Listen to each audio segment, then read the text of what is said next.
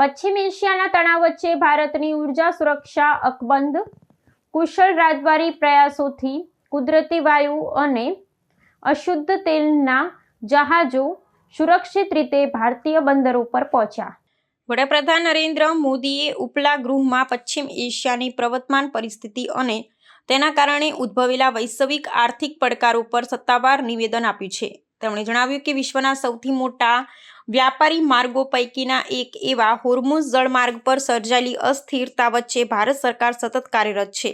આ ભૌગોલિક તણાવ છતાં કુશળ રાજદ્વારી મંત્રણાઓ દ્વારા રાષ્ટ્ર માટે જરૂરી કુદરતી વાયુ અને અશુદ્ધ તેલનો જથ્થો સુરક્ષિત રીતે પ્રાપ્ત કરવામાં સફળતા મેળવી છે. આ વિશ્લેષણ દરમિયાન વડાપ્રધાને માહિતી આપી હતી કે પ્રવાહી પેટ્રોલિયમ વાયુ અને અશુદ્ધ તેલ ભરેલા જહાજો ભારતીય બંદરો પર સલામત રીતે પહોંચી ગયા છે, જે દેશની ઉર્જા સુરક્ષા માટે રાહતના સમાચાર છે.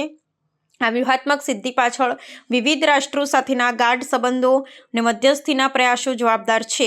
જો કે તેમણે ટાંક્યું હતું કે જો પશ્ચિમ એશિયાનો આ સંઘર્ષ લાંબા સમય સુધી ચાલુ રહેશે તો તેના ગંભીર અને દૂરોગામી પરિણામો વૈશ્વિક અર્થતંત્ર પર જોવા મળી શકે છે. सभापति जी, होर्मुज स्ट्रेट विश्व व्यापार के सबसे बड़े रूट्स में से एक है. विशेष तौर पर कच्चे तेल, गैस और फर्टिलाइजर से जुड़ा परिवहन इस क्षेत्र से बहुत बड़ी मात्रा में होता है.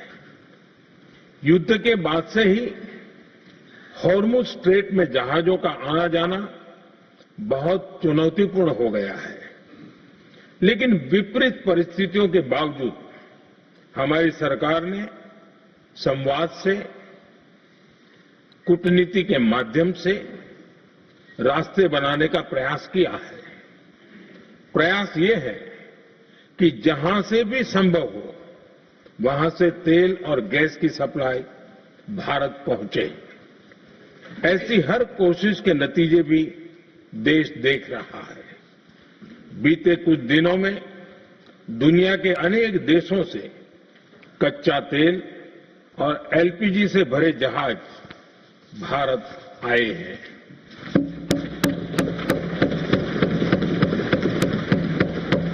इस दिशा में हमारे प्रयास आने वाले दिनों में भी जारी रहेंगे.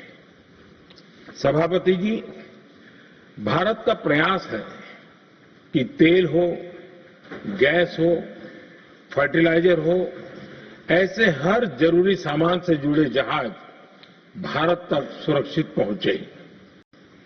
लेकिन इस युद्ध से बनी वैश्विक परिस्थितियां अगर लंबे समय तक बनी रहती है तो गंभीर दुष्परिणाम तय है.